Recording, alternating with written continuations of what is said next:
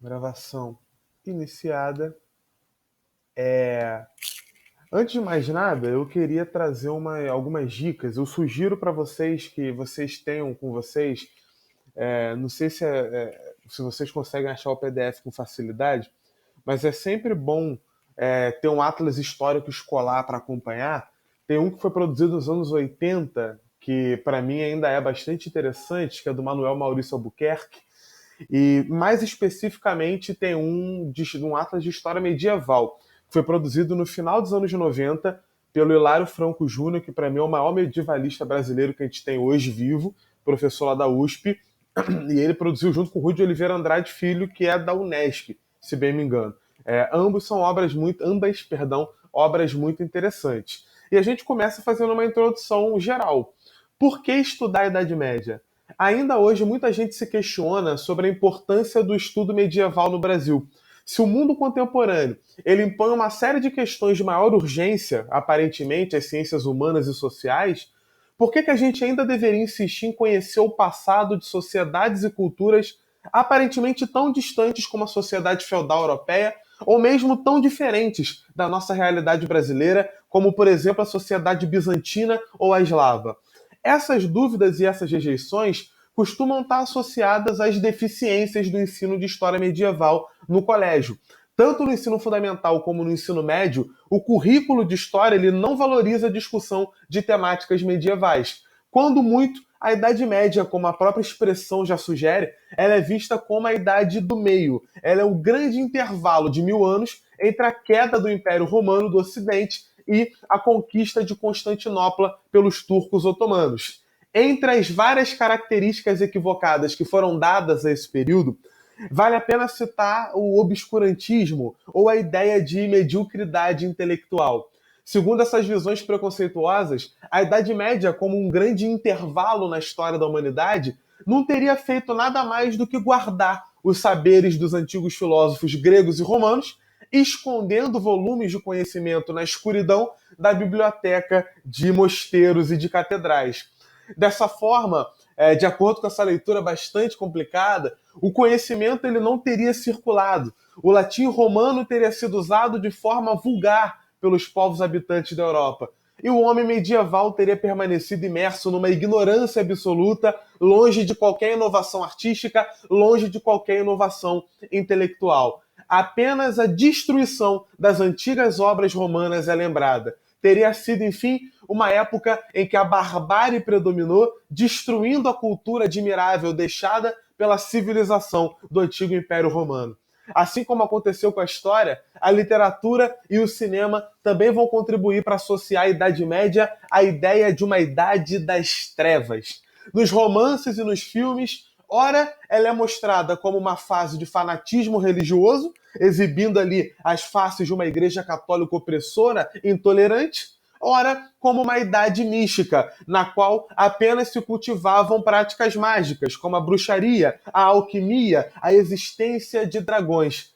Em outras produções de caráter mais épico ou mais heróico, vamos dizer assim, a Idade Média ela é mostrada como um campo de guerras intermináveis entre reis europeus ambiciosos por terra e cavaleiros mostrados como valentes defensores da honra, sedentos pelo sangue das suas vítimas. Como exemplo de produções, eu sugiro que vocês assistam alguns filmes, se não já assistiram.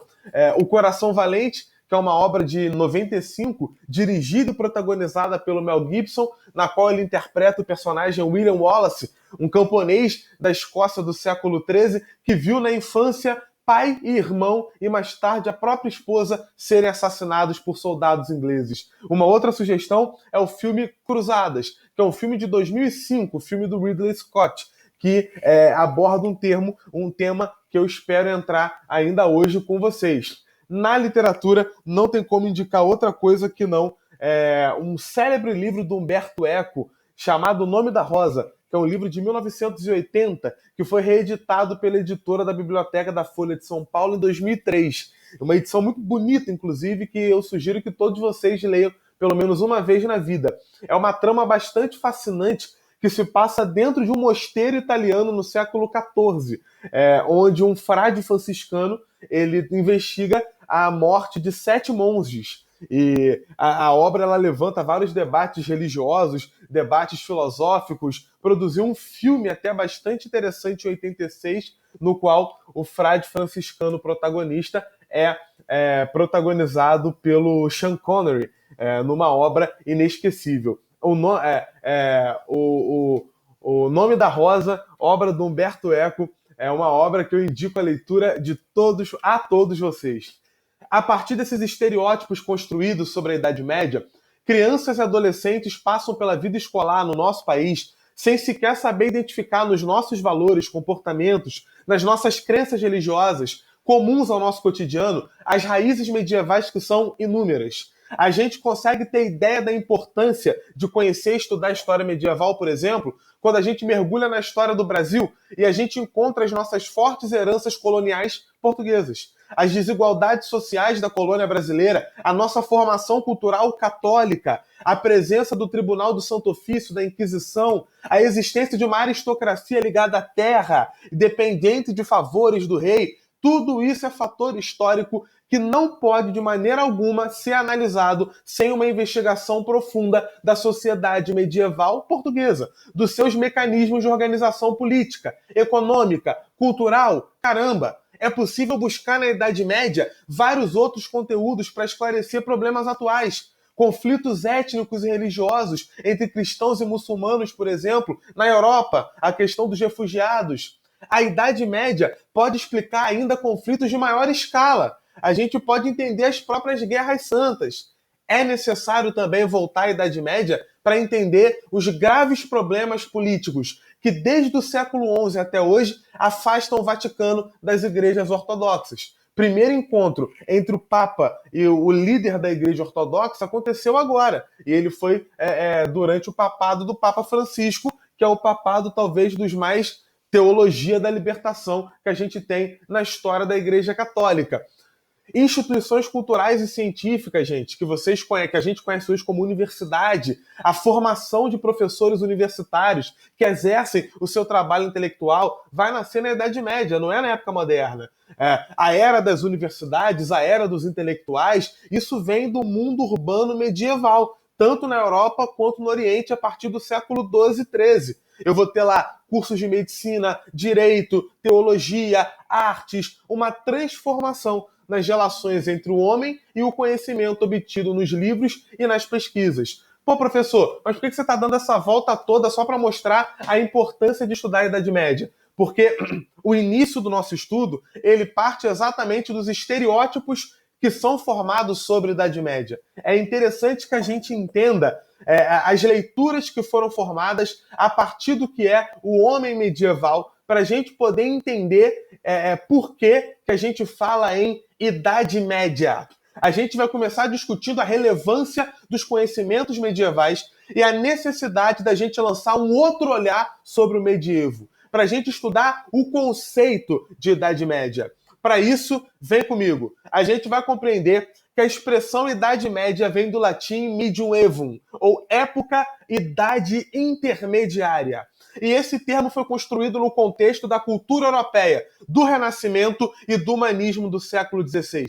A gente precisa entender de que maneira essa expressão foi utilizada pelos intelectuais nos séculos posteriores, para a gente poder compreender os significados múltiplos do conceito de Idade Média. É ali, no século XVI, que a gente vai ter a desvalorização de mais de 1000 anos de história por meio do surgimento desse conceito de medievum. Eu tô querendo levantar para me empolgar, mas eu tô com medo da minha calça cair, porque eu ainda estou de pijama. E eu não quero causar esse tipo de dor e esse tipo de problema para vocês. Deixa eu só ver se tem alguma pergunta aqui, porque não dá para ver o chat na... Vocês estão vendo a tela compartilhada, não? Tá dando para ver a apresentação Não. do slide? Não? Tô vendo. Não. Quem não está conseguindo ver? É o Team Link. Eu, Beatriz. O Team Link. Eu não consigo ver nada. E agora?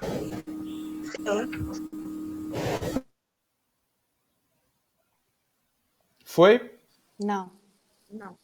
Agora sim. Foi. Foi, né? Para quem ainda não foi, fala aí no chat. No meu não foi, não. Peraí. Que- Ai, cadê o bar? Para quem não está aparecendo a apresentação, sai e entra na sala de novo, por favor. Porque esse slide aqui está bem completo, eu queria que vocês tivessem contato com ele. Tá. Rapidinho, eu vou ficar calado enquanto vocês fazem isso.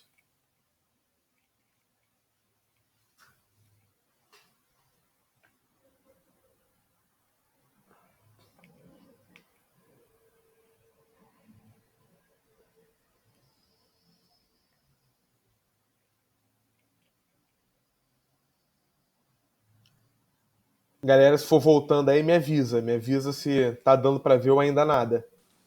Agora dá pra ver. Tá de boa, né? Sim. Foi só sair e voltar. Bom, será que todo mundo já foi? Já voltou? Já posso seguir? Eu vou seguir. Queridos, como eu estava comentando, durante o século XVI a gente vai ter o início da desvalorização, inclusive com a criação do termo Idade Média, que, como eu disse, vem do latim medium evum, significa Idade Média ou intermediária. Segundo alguns historiadores, duas motivações podem justificar a formação dessa desvalorização. A primeira motivação é cultural. Os homens do Renascimento e do humanismo europeu no século XVI achavam que o latim, o idioma clássico utilizado ainda no mundo romano, ele tinha sido totalmente vulgarizado ou transformado pela barbárie cultural dos medievais. Os humanistas consideravam a literatura em latim produzida na Idade Média uma literatura de baixa qualidade intelectual. Ainda segundo os humanistas, os medievais teriam simplesmente alterado o significado dos textos de autores muito conhecidos na Europa Ocidental e no mundo árabe. Eu estou citando Platão, Aristóteles, Tito Livio, Cícero. Para os humanistas, os intelectuais da Idade Média não conseguiam compreender as obras desses autores clássicos. Assim, os humanistas buscavam retornar a esses textos da Antiguidade Clássica para provar que uma verdadeira leitura, uma leitura mais fiel aos originais, ainda precisava ser feita. Uma nova cultura clássica precisava ser erguida na Europa a partir das heranças greco-romanas, abandonando tudo o que a Idade Média tinha produzido. É aquilo que a gente vai chamar de renascimento cultural. A segunda motivação que levou os humanistas a desvalorizarem a Idade Média tem um caráter religioso. A partir do século XVI, a Reforma Protestante, lançando novas possibilidades de entender o cristianismo, cultivou um ideal de crítica à cultura católica que era hegemônica até então na Europa Ocidental. Nos reinos europeus onde atuou, como a Inglaterra, a Suíça, os principados alemães, a Reforma Protestante cultivou também o ideal de destruição das tradições e das leituras católicas da Bíblia. Nesses locais, os intelectuais protestantes exigiam uma espécie de revisão nas leituras dos textos sagrados, no desejo de recuperar um cristianismo que se acreditava perdido. Assim, entre os séculos XVI e XVIII, líderes e seguidores da Reforma Protestante que acreditavam deter o poder da verdade religiosa passaram a ver a Idade Média como exemplo de um cristianismo distorcido, errado, afastado do ideal da igreja primitiva. Desejavam os protestantes nessa época recuperar o cristianismo que eles consideravam puro, o cristianismo que teria sido sufocado por séculos de escuridão religiosa medieval. Para isso, denunciavam a Idade Média como uma era intermediária, uma era de vazio, de trevas religiosas, uma era dominada pela Igreja Católica.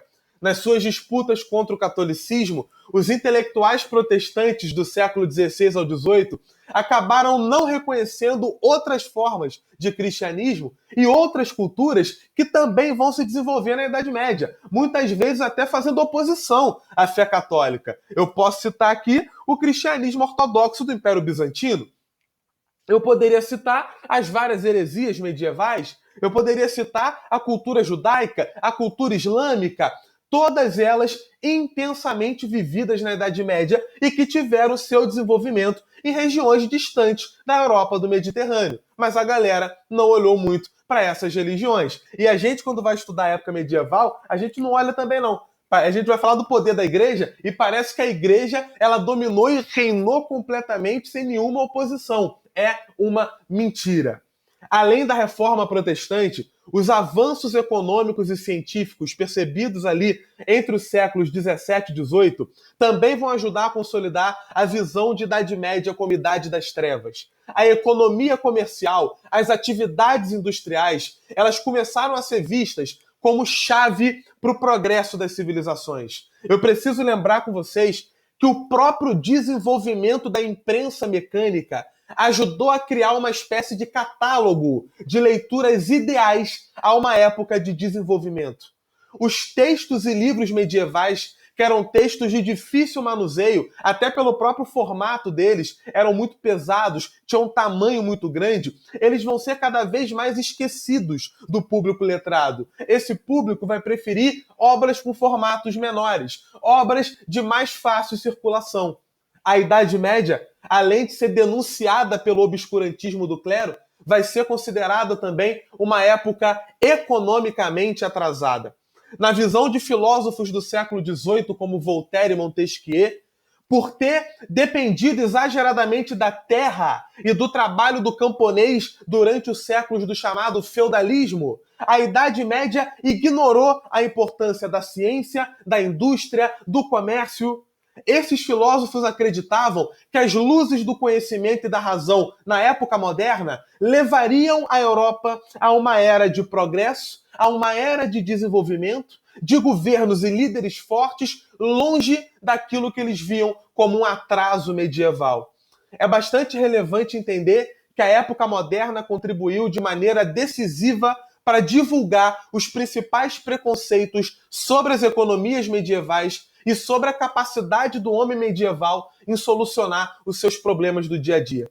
Apenas a Europa interessava a esses filósofos do século XVIII que simplesmente não mencionaram em nenhum dos seus textos a história do Império Bizantino ou a história do Império Árabe na Idade Média.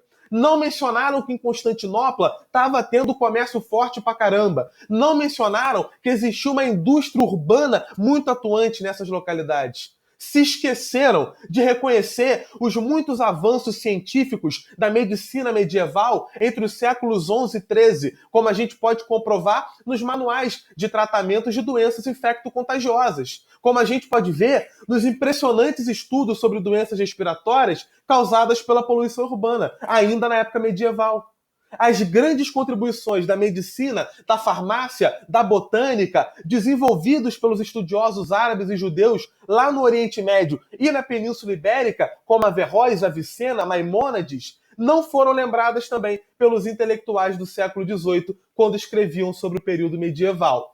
Mas, e aí eu estou fazendo essa leitura e vai anotando as leituras sobre a Idade Média, porque isso é uma parada que é tanto matéria de Idade Média quanto a periodização. Se no século XVIII a história medieval foi escrita como um exemplo do longo retrocesso econômico e político, uma época de reis fracos, uma época que o continente europeu ficou parado por 1000 anos, o século XIX representa uma nova leitura sobre a Idade Média, uma recuperação do significado de Idade Média.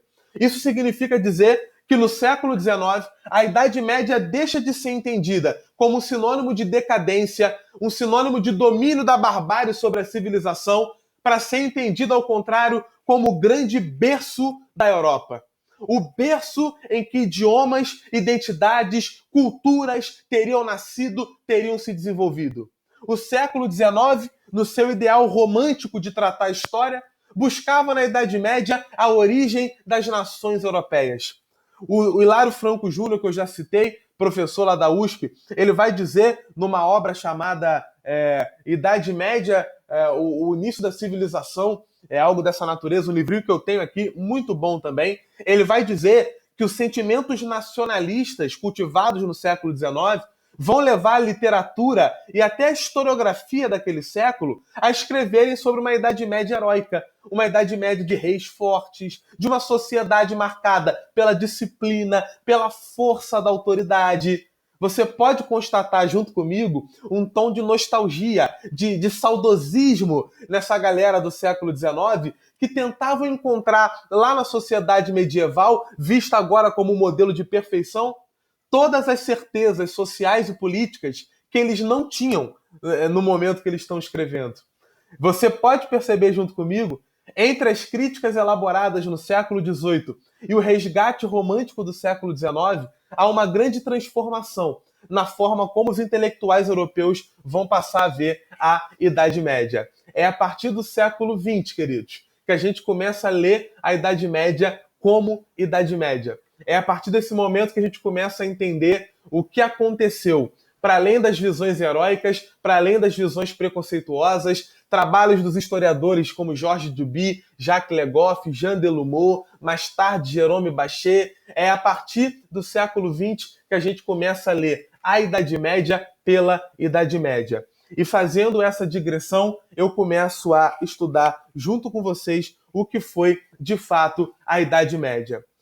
Entre os diversos fatores que contribuíram para a desagregação do Império Romano do Ocidente, um dos mais importantes foi a visão, ou melhor, foi a percepção de um território que foi invadido por povos vindos do exterior. Você já deve ter visto, e aqui tem uma cronologiazinha, mas essa cronologia já pega a partir do Reino Franco, não é ela que me interessa. É essa aqui que me interessa. O Império Romano do Ocidente e as invasões. Entre esses povos que vão invadir o Império Romano, os que conquistaram a maior parte do Império são os povos chamados germanos, aqueles de origem germânica. O que é que eu falo quando eu falo dos germanos? Eu estou falando de um aglomerado de vários povos. Visigodos, ostrogodos, burgúndios, ângulos, saxões, francos, érulos, vândalos e outros povos com crenças, idiomas, valores culturais, formas de organização política extremamente variadas. Da sua miscigenação cultural com os romanos, vai surgir um novo tipo de sociedade que se tornaria a base do que hoje é a Europa. A gente fala em invasão, e teve invasão, mas não é só invasão também, não. A gente tem que entender que, além de invasão, há também integração. Há também contato, mistura. Após terem contribuído para desintegrar o Império Romano, os povos germânicos criaram vários reinos, a maioria deles de curta duração. E aí, é nesse momento aí que eles começam a invadir no século V, talvez a data de início da Idade Média seja 476, quando o último imperador romano do Ocidente é deposto por um rei de origem bárbara / germânica. Mas, como eu disse, esses reinos bárbaros que vão se formar, inicialmente, eles não vão querer se colocar como império. Inclusive, grande parte deles, o próprio Odoacro, o próprio Ataúlfo, vários desses reis que vão invadir o Império Romano e formar reino, eles vão pegar as insígnias de imperador e eles vão mandar de volta lá para o Império Romano do Oriente. Eles não se viam como imperadores. Segundo o historiador inglês Perry Anderson, que é uma referência para todos nós, em termos político-administrativos, aconteceu nesses reinos que vão se formar depois da queda do Império Romano um lento processo de integração. Elementos romanos de um lado, elementos germânicos do outro. Em termos sociais, esse processo resulta na formação de dois grupos bem diferenciados e sobre os quais vai se estruturar a sociedade. Eu vou ter uma aristocracia ligada à terra, formada pelos grandes proprietários, e eu vou ter o campesinato completamente dependente desses donos de terra. Para isso é necessário entender o processo histórico, para isso é necessário entender o que cada lado, romanos e germânicos, vai trazer para essa história. Então, atenção. Os soberanos germânicos, a galera que veio desses povos chamados ditos bárbaros, eles consideravam seus reinos como propriedade pessoal. Por isso, eles se sentiam no direito de repartir esses reinos entre seus filhos. Ou então, de doar extensões de terra a pessoas que tivessem prestado serviços a eles, que tivessem ajudado na guerra, ou que fossem fiéis, valorosos servidores. Para manter os seus povos unidos em torno da sua autoridade, eles procuravam mobilizá-los em várias campanhas militares. As guerras permitiam que os nobres mais poderosos organizassem os seus próprios exércitos. O nobre vai lá e ele recruta um guerreiro e ele oferece para esse guerreiro uma recompensa, um salário, um soldo ou então a garantia de subsistência. Em troca de proteção, muitos guerreiros doavam as suas pequenas propriedades a um chefe poderoso. Olha aí o início do feudalismo chegando como origem, herança desses povos chamados bárbaros. O guerreiro, ele vai abrir mão da sua pequena propriedade para o chefe e, em troca, o chefe assegura a esse guerreiro o direito de continuar vivendo e trabalhando naquela terra. Esse cara que vai continuar vivendo ali na terra, ele é livre, ele não é escravo. Mas ele é tão dependente do Senhor, ele é tão dependente da terra, que a linha que separa servidão de liberdade, ela vai se tornando cada vez mais tênue. E o poder desses nobres, o poder desses donos de terra, vai crescendo cada vez mais. Qual é a parada que vai dar o grande boom da base dessa sociedade medieval que está nascendo? Olha comigo para o século VI. Ali no século VI, eu vou ter um surto de peste bubônica. O primeiro grande surto de peste bubônica, que vai ser a chamada febre de Justiniano, que vai assolar a Europa inteira e que vai reduzir a população. Muita gente vai morrer. A galera já estava fugindo da cidade. Desde as invasões bárbaras, a tendência era ruralizar a economia, porque a cidade era um local de saques, era um local de invasões, era um local de violência. Então, as pessoas, os mais ricos, vão fugir da cidade para se proteger e os mais pobres vão fugir também e vão para a terra do rico para poder trabalhar lá, para poder se tornar colono. No século VI, quando a peste bubônica toma a Europa pela primeira vez, essa tendência de abandonar a cidade se multiplica. Na cidade a galera morria mais rápido, porque um ficou doente, todo mundo em volta fica doente junto. A gente está vendo isso agora com o coronavírus, né? Quando eu tenho uma lógica de aglomeração, eu vou ter uma doença passando para muitas pessoas ao mesmo tempo. Então a galera começa a fugir da cidade para se estabelecer no campo. A cidade fica abandonada, nunca totalmente despovoada, mas vai perder importância. Com o tempo, vai ser uma região de comerciante, vai ser uma região de peregrino. A tendência da economia é se ruralizar. Então, eu resumo para você. A Idade Média é um encontro de uma tendência germânica com heranças romanas e a base ideológica disso é o que eu vou entrar agora, que é o cristianismo.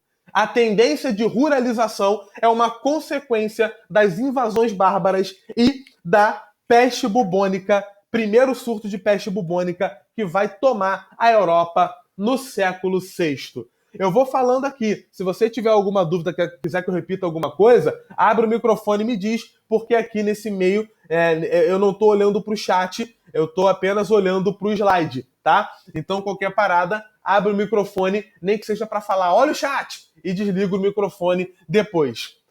Nesse cenário de enfraquecimento do poder do rei, à medida que os nobres vão ficando cada vez mais fortes, o rei vai se tornando uma figura cada vez mais distante, os reinos vão desaparecendo, o Império Romano não existe mais, toda a grandeza do império que se dizia uma parada quase que divina, a sociedade se ruralizando.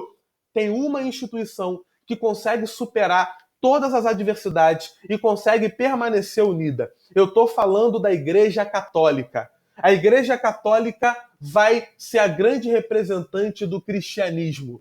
O cristianismo se torna religião oficial do Império Romano do Ocidente ainda no século IV.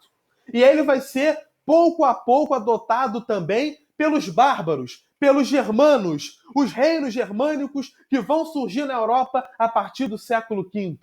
A igreja, como a gente vai ver agora, ela vai começar a acumular várias extensões de terra, vários bens materiais. Ao contrário dos nobres, cujos bens eram repartidos depois da morte, graças ao direito de herança, as propriedades da igreja não eram nunca divididas, porque elas não pertenciam ao religioso A ou B, pertenciam à instituição, pertenciam em tese a Deus.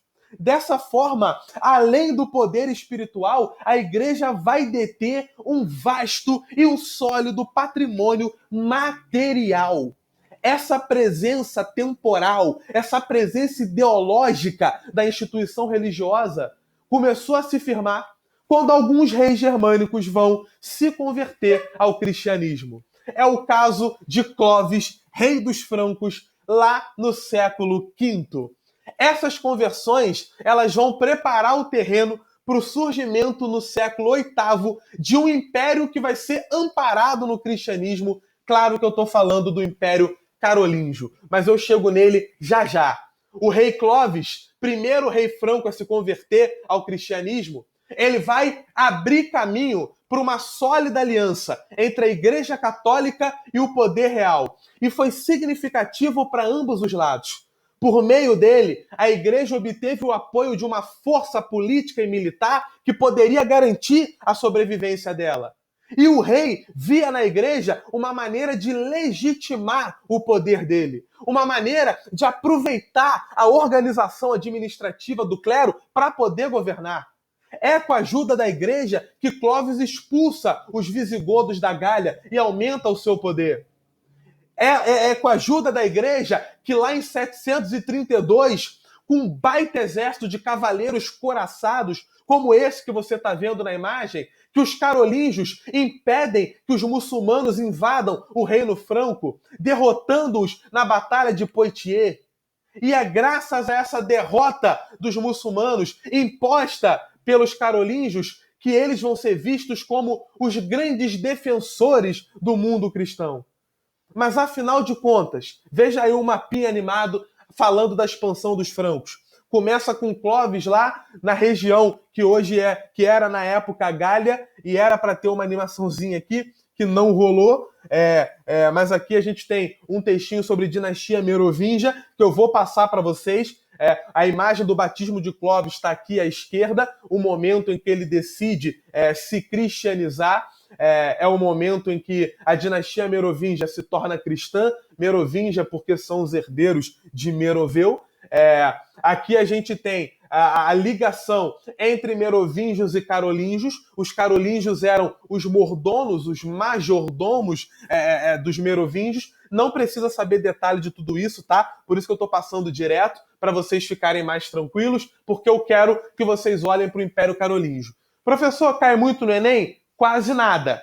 Mas a gente está num momento de maluquice, né? E o Império Carolíngio ele tem um histórico de cair nas provas de São Paulo. Então eu vou dar uma passadinha nele. Em 771, Carlos, filho do rei Pepino III, assumiu o reino franco e começou uma política de conquistas territoriais. Ao ampliar os seus territórios, o novo rei procurava converter ao cristianismo a população dominada. Uma política expansionista muito bem vista pela Igreja Católica, porque o crescimento do reino franco significava também a difusão da fé cristã. As relações entre o Papa e o rei Carlos se estreitaram mais ainda no dia 25 de dezembro de 800, durante a missa de Natal na Igreja de São Pedro, em Roma, quando o Papa Leão III coroou Carlos como imperador dos romanos, dando o título de Carlos o Magno. Era uma tentativa de restaurar o antigo Império Romano do Ocidente e fazer de Carlos um representante de Deus na Terra. O Império Carolíngio, o Império de Carlos Magno, é o império que vai ser de uma extensão inacreditável. No plano político, administrativo e jurídico, Carlos Magno assumiu o controle dos tribunais, padronizou o sistema de cunhagem de moedas, instalou a corte lá no Palácio Ele-Chapelle, na atual Aachen, na Alemanha, e passou a fazer um uso crescente de documentos escritos. Os vastos territórios do Império Carolíngio vão ser divididos em cerca de 300 condados. Daí vem o título de conde. Conde era o cara que governava cada condado no qual o território carolíngio foi dividido. Nas áreas de fronteira, Carlos Magno criou unidades administrativas que ele chamava de marcas. E os administradores dessas regiões vão ser chamados de marqueses. Daí vem o título de nobreza, marquês. Uma outra categoria de nobres também vem do Império Carolíngio, que é a categoria de duque. O duque era aquele que tinha o poder de convocar e comandar o exército nos condados. Vários condados diferentes vão se submeter a um duque, que vai ser o superior, é aquele que tem contato direto com Carlos Magno. Vários condados juntos formam um ducado. Para supervisionar o conde, o marquês, o duque, Carlos Magno contava com os missi dominiti, os agentes imperiais que tinham plenos poderes para resolver qualquer problema considerado difícil, para ouvir todas as queixas da população. O que eu estou mostrando para você aqui é uma ampla estrutura administrativa. E foi exatamente com isso que Carlos Magno manteve o controle sobre todo o império. Ele também procurava governar a igreja e colocou inclusive o Papa debaixo da autoridade dele. Era ele a quem praticamente decidia a escolha dos bispos e era ele que os empregava como funcionários do Estado. A necessidade de contar com um clero mais bem qualificado, de uma nobreza composta de pessoas capazes de garantir uma boa administração, é o que vai fazer com que Carlos Magno estimulasse a criação de escolas em todo o Império Carolíngio, o que acabou provocando uma intensa renovação cultural que nós iremos chamar de Renascimento Carolíngio. Ao mesmo tempo, o imperador criou na corte e em vários outros lugares do Império as chamadas escolas palatinas. Nessas escolas, ele reunia os melhores mestres da época que tinham a missão de instruir jovens da nobreza e preparar qualquer um que quisesse seguir a carreira religiosa. O projeto educacional previa, além do estudo da Bíblia, o ensino de gramática, retórica, dialética, matemática, astronomia, música, mais tarde até medicina. As disciplinas tinham como base os textos clássicos lá da antiguidade, os textos de Cícero, os textos de Aristóteles. O que estava acontecendo ali era a preparação para o caminho do surgimento das primeiras universidades na Europa. Nesse processo, foi promovida a transcrição desses e de outros textos clássicos por meio de cópias cuidadosamente elaboradas pelos chamados monges copistas. A galera que ficava lá no mosteiro copiando obra por obra para preservar o conhecimento para a posteridade. Percebe como a Idade Média não é um período só de ignorância? Percebe como a Idade Média é também um período extremamente rico? Pois bem, todo esse processo de renascimento cultural, entretanto, ele entra em crise depois que Carlos Magno morre no início do ano de 814. Uma geração depois do desaparecimento dele, a unidade do reino vai se desfazer e o império vai ser dividido entre os 3 netos de Carlos Magno. Vai surgir ali a França Oriental, a França Ocidental e a França Central. Várias disputas internas, várias invasões estrangeiras, como a invasão dos normandos, a invasão dos vikings, a galera que vinha da Escandinávia, vão enfraquecer esse poder central.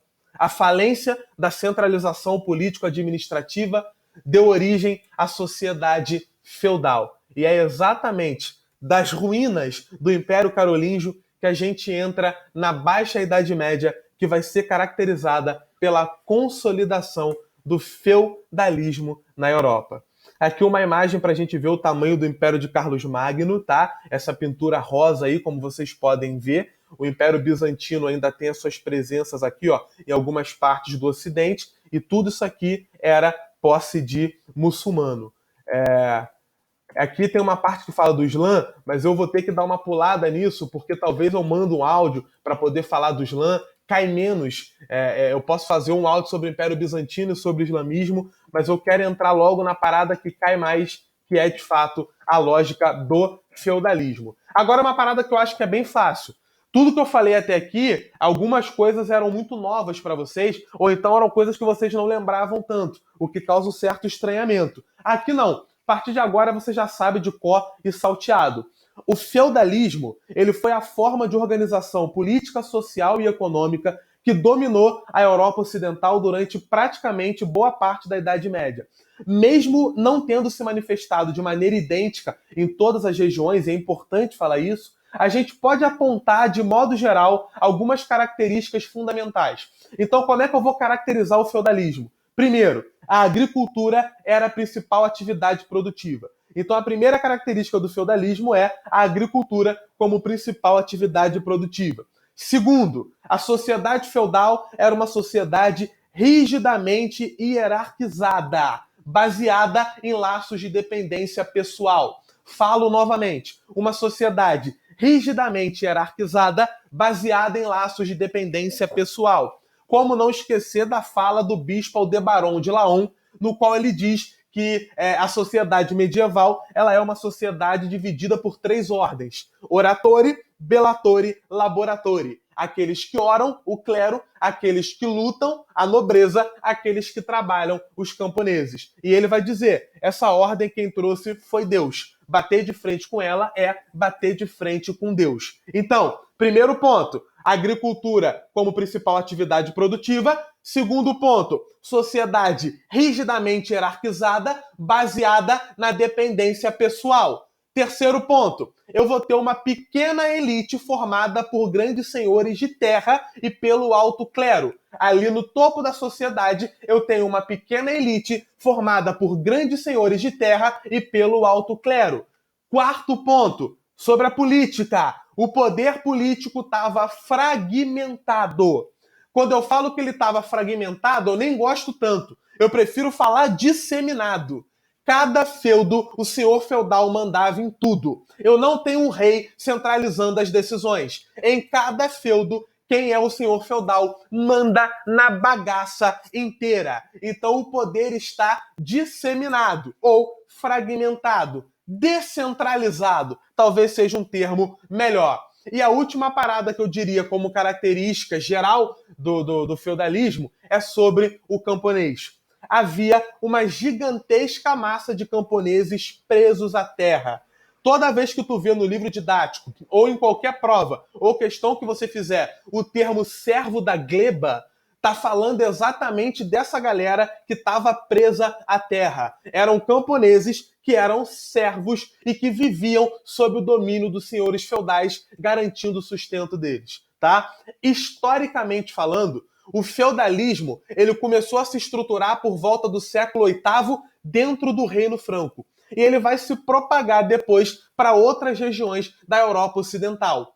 Uma das razões para esse começo entre os francos foi o fato de que os governantes carolíngios eles colocaram em prática um antigo costume dos povos germânicos, que é o costume da vassalagem. Gente, vocês lembram disso? Vocês lembram do ensino fundamental? Vocês lembram do próprio ensino médio, para quem é do pré e está aí na aula? O que é vassalagem? A vassalagem era o juramento de fidelidade que uma pessoa prestava a um chefe guerreiro, se comprometendo a viver sob as ordens dele durante um certo tempo em troca de proteção. Então eu repito, a vassalagem era um juramento de fidelidade que você presta a um chefe guerreiro comprometendo-se a viver sob as ordens dele durante um certo tempo em troca de proteção. Atenção, não existe camponês vassalo. Relação de suzerania e vassalagem é relação entre 2 nobres. O camponês é servo, tá bom? O juramento da vassalagem ele tem um caráter claramente militar. Enquanto o acordo está vigorando, a pessoa que prestou o juramento é vassalo do chefe, que agora virou suzerano, e você deve lealdade, você deve obediência. Se o chefe estiver numa guerra, você tem que lutar do lado dele. O camponês ele não tem arma, o camponês não é lutador. Ele vai lutar com foice e com toicinho. Ele não tem muito o que fazer. Então, laço de suzerania e vassalagem é um laço tipicamente de nobre. É uma relação de nobre com nobre. No período carolíngio, a vassalagem vai assumir um significado um pouquinho diferente. Por quê? Porque naquela época, os reis começaram a dar aos nobres o direito de uso de algum bem, que eles vão chamar de feudo. Feudo não é terra, feudo é bem. Mas como na Idade Média ter terra era ter o maior bem possível, normalmente a gente fala que feudo é terra. Mas não, feudo é bem. Durante o período carolíngio, como eu falei, começou com Carlos Magno isso. Você vai escolher alguns nobres, lembra que eu mostrei toda a estrutura lá? Duques, marqueses, condes, viscondes, Missi Dominiti, essa galera toda. Cada um deles vai receber do rei, vai receber do Carlos Magno o direito de usar um bem, um feudo. E ali naquele feudo, o nobre vai ter total poder. Na maior parte das vezes, era uma extensão de terra. A terra era o bem mais valorizado, era o principal símbolo de poder, mas não necessariamente. Às vezes, o feudo era o direito de cobrar imposto num determinado lugar. O feudo era o direito de ser juiz num determinado lugar. Era o direito de administrar um castelo num determinado lugar. A doação de um feudo ocorria durante uma cerimônia que caracterizava as relações de suzerania e vassalagem. Como é que era essa cerimônia? O vassalo se ajoelhava diante do senhor com as mãos unidas, rendendo-lhe homenagem. Sabe por que a gente reza juntando a mãozinha assim? Isso vem da época medieval, porque durante a cerimônia de doação do feudo, o vassalo ele se ajoelha e ele bota a mão junta, se entregando completamente para o seu senhor. A gente reza assim porque a gente está de joelhos se entregando completamente para o nosso Senhor, que seria Deus. Então, a Igreja Católica ela vai pegar a cerimônia de suzerania e vassalagem e ela vai criar um rito, que é o rito da prece, o rito da oração, baseado na cerimônia de doação de feudo. Então, o vassalo se ajoelhava diante do Senhor com as mãos unidas para poder render homenagem. O doador da terra, do feudo, o seu suzerano, ele segurava as mãos do vassalo entre as suas e ele selava com um beijo na boca a aliança entre eles. Beijo na boca porque seria o nível máximo de intimidade entre duas pessoas. Falei isso uma vez numa turma de 6º ano, a galera riu da minha cara. Até parece, professor. Nível máximo de intimidade, eu fiquei horrorizado. Como é que a galera hoje já tá avançadinha? Porque eu no 6º, 7º ano tava tirando meleca, jogando futebol no pátio, e chegando em casa com o uniforme preto de suor e de sujeira da minha mãe me sentando na porrada porque tinha que comprar o Estado ele dava 2 uniformezinhos pra gente e a minha mãe tinha que suar a camisa para poder lavar o uniforme, botar no varal a tempo de eu sujar o outro. Mãe heroína, é isso mesmo, o tipo de exploração que a gente deu não tá no gibi. Mas enfim, divado.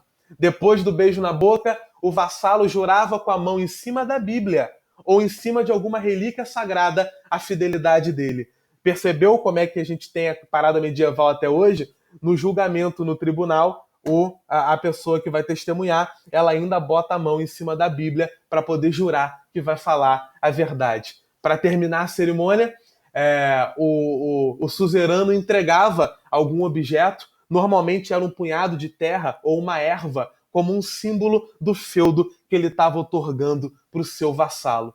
O rei ele tinha como responsabilidade garantir a proteção dos seus vassalos que agora viraram os senhores feudais. O rei, durante o período medieval, se torna apenas um entre vários. Ele é um senhor feudal no meio de vários. Ele é apenas um poder intermediário. Tudo bem, o senhor feudal jura fidelidade militar, jura fidelidade política ao rei, presta um serviço administrativo, arca com as despesas dos exércitos, socorre o soberano quando necessário. Mas isso é só mais uma relação de suzerania e vassalagem. Durante a Idade Média, durante o período do feudalismo, do ponto de vista político, o rei nada mais é do que mais um senhor feudal entre vários. Aí no slide você tem a cerimônia da homenagem, como eu comentei. Essa citação é do livro A Sociedade Feudal, do grande Marc Bloch, um dos maiores historiadores que a gente já teve todos os tempos. E aqui um quadrozinho sobre as relações feudo-vassálicas.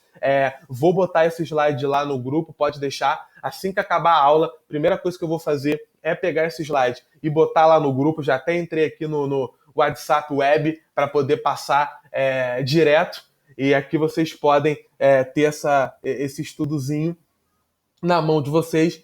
Todos esses textinhos que estão aqui, eles são exatamente o que eu acabei de falar para vocês. Deveres do vassalo, deveres do suzerano. o poder dos senhores dentro do sistema feudal, etc, etc, etc. Há um fenômeno que eu queria comentar com vocês, que é o fenômeno da subinfeudação. Cara, essa matéria é uma matéria muito longa, são 10 séculos, são 1000 anos, então é muita coisa para falar. E eu estou tentando trazer todo o conhecimento possível, para você poder não ser pego de surpresa se cair nenhuma questão de Idade Média na sua prova. Como as guerras eram constantes e aumentar o número de cavaleiros e soldados não era uma tarefa simples, os senhores feudais eles deram início a um amplo processo de subinfeudação das suas terras. Ou seja, eles passaram a ceder parte dos seus feudos a cavaleiros que dessa maneira se tornavam também senhores feudais, também assumiam a responsabilidade de cuidar da defesa do território e de formar os seus próprios exércitos. Então, a gente começa a ver feudo dentro de feudo, dentro de feudo, dentro de feudo. Um grande senhor feudal, ele era ao mesmo tempo um vassalo do rei e um suzerano de vários cavaleiros que ele concedeu vários feudos. Essa subinfeudação, ela assumiu proporções tão amplas, tão ridículas, que chegava a ser difícil saber quem era o suzerano principal de quem. Às vezes, um rei podia ser vassalo de um outro rei. Aconteceu pra caramba na Europa. Um rei ser vassalo de outro rei. Havia também situações em que uma pessoa chegava a receber feudos de mais de um suzerano, o que era ilegal, mas a galera fazia mesmo assim. Ela era vassalo de mais de um. Ah, mas e se os senhores feudais dela entrarem em guerra, como é que ela faz? Ela escolhe quem é mais forte, que se dane. Ah, mas ela fez um juramento, ela não pode trair o outro. Caguei de verde e amarelo pra você. Ah, mas ela vai pro inferno. Ué, mas ela já tá no inferno agora. Ela tá na época medieval, gente, pelo amor de Deus. Você acha que a vida era maneira? Para com isso. Ah, pô, qualquer dia eu mando os áudios pra vocês de dia a dia, como é que era a vida do camponês no dia a dia, a vida privada na Idade Média, que é uma parada que não cai na prova, mas eu acho muito interessante. Numa aula comum, eu traria essas curiosidades pra vocês. Tudo isso vai dividir a classe senhorial em dois grandes segmentos. Eu vou ter uma nobreza alta, que são os príncipes, os duques, os condes, os barões, os comandantes dos castelos, os membros do alto clero, os magnatas, melhor dizendo. E eu vou ter a baixa nobreza, os cavaleiros, os religiosos de poucas posses, os cônegos, que estavam em contato direto com os camponeses. Era a alta nobreza que tinha o poder econômico, era a alta nobreza que tinha o poder militar. Todas essas transformações, e aqui, para você se localizar no tempo, elas vão ali do século VIII ao século XI, elas vão contribuir para o fortalecimento dos grandes senhores feudais. Os grandes senhores feudais detinham o poder total nos seus feudos, nos quais o rei não tinha quase nenhuma autoridade. Eram os senhores que cobravam os impostos, eram os senhores que aplicavam a justiça, não havia interferência de um Estado centralizado que, por sinal, não chegou a existir depois que o Império Carolíngio caiu. Dessa forma, o rei assumiu um papel secundário. Gradativamente, a partir do século X, os vassalos conseguiram que os feudos deixassem de ser uma concessão temporária e passou a ser uma parada hereditária. Isso vai trazer cada vez mais conflito entre os senhores feudais. É um tentando meter-lhe a porrada no outro para dominar território vizinho, para aumentar o domínio, para aumentar o poder. Guerra, guerra e guerra. Mas não é só guerra. É por causa disso também que eu vou ter casamentos. A ideia do casamento como uma parada romântica, isso é uma invenção burguesa. Ah, eu vou casar com quem eu amo. Porcaria nenhuma, rapaz. Que isso? Casar com quem ama. Amor é uma invenção. Eu falo isso e começo a chorar. Amor é uma invenção, rapaz. Invenção da sociedade burguesa. Isso aí não existe não, rapaz. Isso aí foi inventado para você acreditar em conto de fadas. Amor nada. A vida é dura. A vida é todo mundo sozinho, morrendo sozinho. Meu Deus do céu. Ficou niilista a aula. Ficou pesada. Para com isso. Mas casamento na Idade Média era contrato, era acordo. Tu vai pegar o teu filho e vai casar com o filho de outro nobre para poder acumular poder, para poder evitar a perda do teu patrimônio. É isso. O sentimento do noivo é o cacete. A união entre os filhos, quem promove é o pai. E ela é um contrato de interesse político, de interesse econômico. Fim de papo. Não tem essa história. Por que o casamento até hoje tem gente que gosta de uma cerimônia mais tradicional? Por que na cerimônia tradicional o pai leva a noiva até o altar? Porque ele está entregando a posse dele para o outro homem. Por que quando o noivo entra na casa para poder começar a lua de mel, ele entra com a noiva nos braços? Porque era uma crença medieval de que, para entrar na casa, ele tinha que entrar com ela nos braços para demonstrar que a casa era dele e ela era uma posse tanto quanto a casa. Então a mulher entra nos braços do marido, que é para mostrar que ela é um objeto que acabou de adentrar a casa. Ela é mais um objeto da casa. O dono da casa é o marido. Repensou aí com o seu casamento? Meninas que estão ouvindo, quando vocês casarem e o cara quiser te pegar no colo para entrar na casa, você dá logo um cabeçadão no gogó dele, dá logo uma joelhada no saco, pega ele no colo e entra com ele no colo na casa. E joga ele no chão. Fala, agora você é meu objeto. Olha que sexy. Começa ali até um sexo selvagem. Me perdi um pouco. Professor, eu tenho uma pergunta. Você falou de casamento, eu lembrei, eu não sei se é dessa época, mas foi nessa época que a lua de mel, a primeira lua de mel da esposa do servo era entregue pro senhor? Sim, era um imposto chamado formariais, que era um imposto que o servo tinha que pagar. Não durou muito tempo não, tá? Eu vou te explicar o que não durou muito tempo. A ideia do imposto era o seguinte, o camponês pode até casar, mas como a mulher vai viver na casa dele, que é na terra do senhor, o senhor fala, primeira noite dela tem que ser minha. E aí, não durou muito tempo, porque os camponeses normalmente entravam no quarto e antes do senhor consumar a primeira noite da mulher, eles matavam os senhores, cortando o pau fora, cortando a cabeça fora, enfim, pichotando o senhor. Maravilhoso, justo, válido e moral. Então a formariagem não durou muito tempo não, tá? Os nobres logo perceberam que iam perder o piu-piu se continuassem a fazer esse tipo de palhaçada. Cara, nessas condições, as moças só podiam se casar quando o enlace matrimonial representava o fortalecimento de uma aliança entre as famílias envolvidas. Por isso que muitos pais casavam as suas filhas com primos. Ou então adiavam o casamento para esperar um noivo considerado adequado. Se esse noivo não aparecesse, a moça ficava velha demais e ela era enviada para um mosteiro para poder seguir uma vida religiosa como freira. Ao suceder o pai, o filho mais velho passava a controlar a propriedade comum deixada pelos antepassados. A família permitia só a um filho, só ao filho mais velho, ou no máximo 2, a fazer um casamento legítimo. Tanto quanto possível, aos outros era assegurada uma posição de alto nível dentro do clero superior ou dentro dos mosteiros. Em outras palavras, confiava-se nos recursos da igreja para evitar a divisão do patrimônio da família. Então vai casar o mais velho, ou no máximo os 2 mais velhos, e acabou. Porque senão o dinheiro da família pulveriza. Ah, mas eu tive 11 filhos. Meu irmão, os outros vão virar padre, vão virar freira, etc, etc, etc. Por isso que eu tenho, na época medieval, tanta putaria dentro da vida religiosa. Me desculpe o termo. Padre engravidando freira, freira fazendo aborto, enterrando o filho natimorto ou o feto lá no jardim do mosteiro, no jardim do convento. É uma sujeira. A época medieval, dentro dos mosteiros, dentro dos conventos, é uma sujeira inacreditável. Porque quem estava dentro da igreja eram os filhos dos nobres que nasceram na época errada.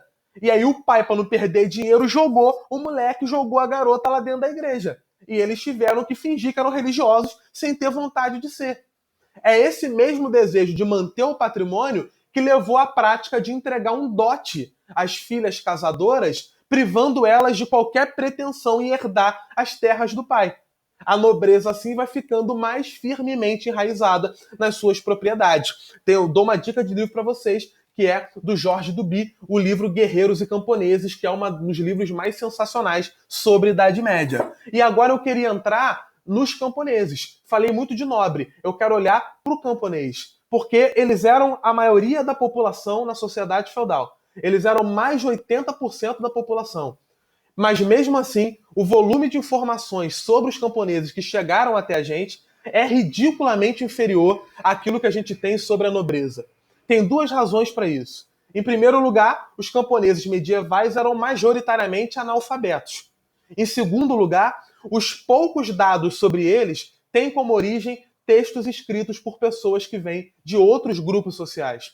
Além desses textos que chegaram até nós, os historiadores utilizam outras fontes de informação para poder estudar os camponeses. A gente analisa, por exemplo, achados arqueológicos que revelam a cultura material daquelas pessoas. Objetos de uso pessoal, utensílios domésticos, ferramentas, roupas, práticas religiosas que sobreviveram na história oral. Graças a essas pesquisas, a gente sabe que foi o trabalho dos camponeses, junto com os impostos que eles pagavam, que sustentou economicamente a sociedade feudal. As terras em que eles trabalhavam eram raramente deles. Na maior parte das vezes, as terras eram cedidas a eles por um senhor feudal em troca da prestação de serviços e da entrega ao senhor de parte da colheita. De modo geral, as mulheres camponesas eram responsáveis por todas as tarefas da casa, que incluíam cuidado com gado e a produção leiteira. Além disso, cabia às mulheres camponesas a fabricação do pão e da cerveja para o uso diário, além da confecção das roupas que o marido vai usar, que ela vai usar, que os filhos vão usar. Os homens passavam o dia praticamente inteiro no campo, lavrando a terra, semeando a terra ou colhendo os frutos. Os camponeses, eles vão se dividir em dois grandes grupos com características particulares: os servos e os vilões.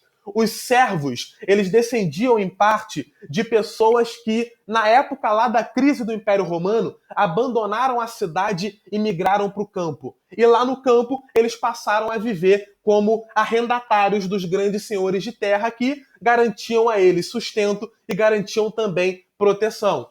Outros eram descendentes de ex-escravos. O servo, ele não tem liberdade plena. O servo está preso à terra na qual ele trabalha. O servo tem que permanecer nela e ele tem que cultivar aquela terra juntamente com seus familiares. Por outro lado, eu vou ter os chamados vilões. Os vilões eram os camponeses livres. No passado, eles tinham sido pequenos proprietários que preferiram entregar as suas terras a um senhor feudal em troca de proteção. Então, em vez de trabalhar na terra, eles entregaram a terra. Então, eles tinham permissão para continuar trabalhando nelas se eles quisessem. Mas eles não estavam presos à terra. Então, eles não eram servos. Eles podiam sair a hora que bem entendessem. Vilões vêm de vila, tá? Não é vilão de, ai, vilão, meu Deus, ele é mau, ele pega um, pega geral. Claro que não. Servos e vilões, aliás, falando em vilão, eu tô só falando de matéria, não fiz nenhum comentário à parte. Me digam se eu estou louco. Uma aluna postou no Twitter assim: nossa, acabei de assistir Frozen 2, estou emocionada, estou até agora impactada. E eu comentei, cara, pra mim eu achei o filme uma merda, inacreditável. Vocês já assistiram Frozen 2? Eu tô sozinho em achar que é uma merda? As musiquinhas eram boas, mas só isso. A musiquinha? Poxa, eu achei um lixo inacreditável, que filme ruim. Puta que pariu. Nossa senhora. A animação é a animação do estúdio Ghibli, lá do Japão. Aquilo ali é animação. Pô.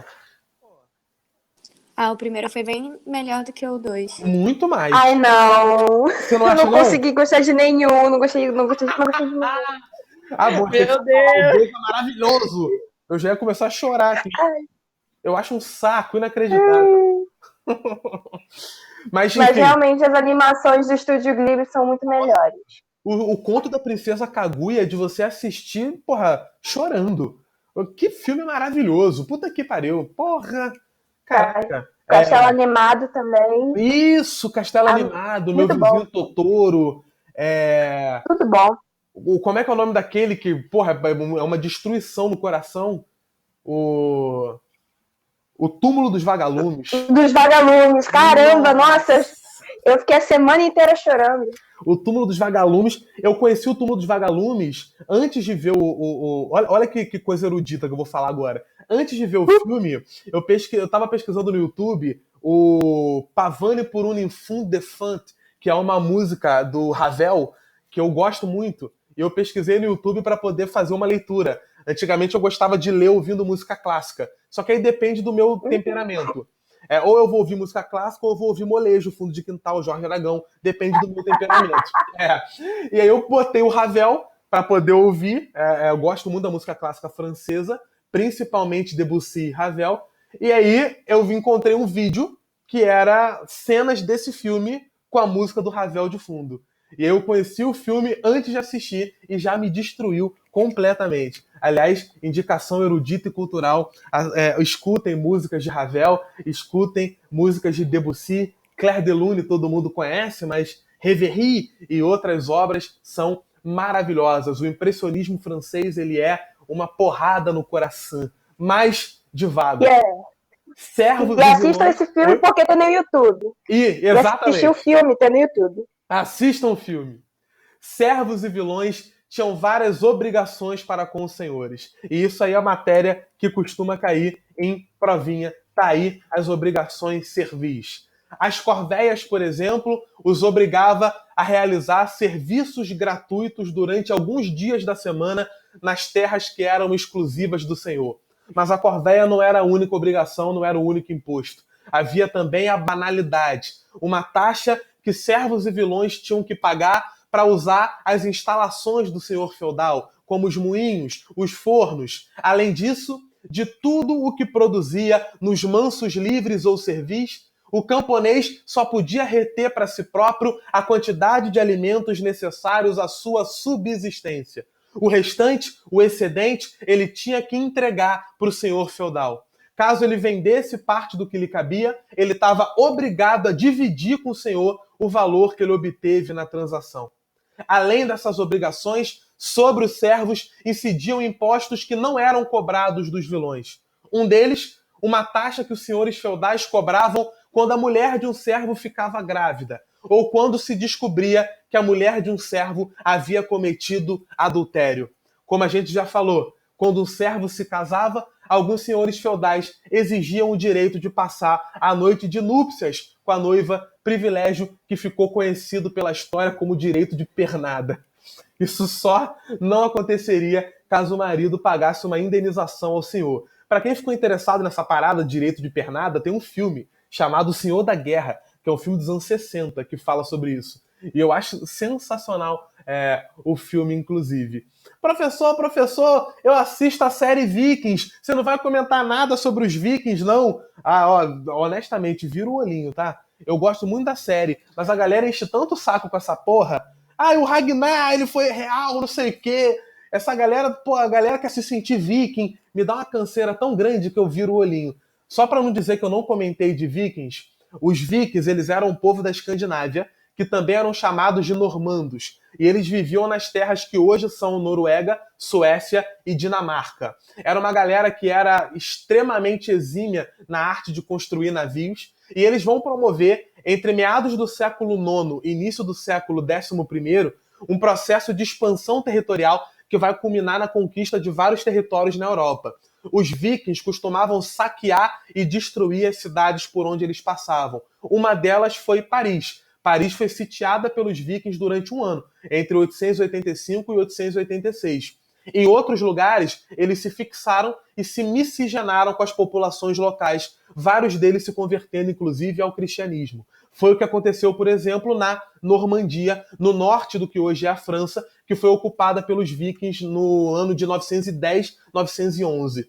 Na Bretanha, hoje a Inglaterra, os vikings provenientes da Escandinávia dominaram várias regiões e 2 deles chegaram a se tornar reis de quase todo o território da atual Inglaterra. Eu estou falando de Sven Barba Bifurcada e seu filho Canuto. No ano de 1066, um exército vindo da Normandia conquista a Bretanha, exército comandado por Guilherme, o Conquistador, que vai desempenhar um papel decisivo na formação da sociedade feudal inglesa. Só para terminar essa curiosidade sobre os vikings, na região do Mediterrâneo, os vikings vão ser os criadores do reino da Sicília, que existe até hoje na Península Itálica. E uma outra curiosidade, aquele capacetezinho com chifre é uma mentira, né? Ele nunca existiu. Ele foi uma parada pintada pelos rivais dos vikings que tinham medo e chamavam eles de bárbaros e por isso pintaram eles da maneira mais violenta possível. É alguma questão de algo disso? Vikings, camponeses, não? Não. Tá de boa? Gente, o que falta falar, eu falei de feudalismo, falei de Império Carolíngio, falei das visões de Idade Média, falei do início do período. A única parada que eu ainda traria para vocês é a questão da igreja, para poder pegar renascimento urbano e comercial e para poder pegar cruzadas, né? Que é a parada que eu queria comentar. Então a gente vai se virar para igreja já já. Vocês decidem como que a gente faz, vocês me dizem qual é a melhor maneira. A gente faz numa nova aula ou eu faço isso em formato de áudio postando no grupo e na próxima aula de geral eu já saio de Idade Média. Vocês que decidem o que vocês preferem. Olha, silêncio.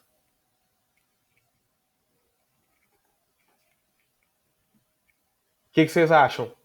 Formato de áudio? Repete a pergunta. A gente falar do que falta de Idade Média em formato de áudio, Igreja, Cruzada, Renascimento Comercial e Urbano, ou a gente vai falar na próxima aula. Próxima aula a gente termina a Idade Média falando do que falta falar. Ou se vocês preferirem, eu mando um áudio no grupo falando disso. Na próxima aula de geral a gente segue para a época moderna. Manda áudio, acho que vai ficar mais rápido pra gente. Porque eu tô preocupado exatamente com aonde está a matéria mesmo, porque o Brasil está lá na frente em relação a geral. E eu queria, né, Brasil a gente está bem adiantado. Brasil, na nossa próxima aula de quinta-feira, a gente já vai entrar nas revoltas de emancipação, né? Confidência Mineira, Conjuração Baiana, etc. E aqui a gente ainda está na Idade Média. Então eu fico preocupado. Então eu vou postar o áudio lá no grupo sobre igreja na época medieval, renascimento comercial e urbano e cruzadas. Alguém se opõe a isso? Não, é de boa? É tranquilo? Sim, de boa. Tá, então eu vou interromper a gravação aqui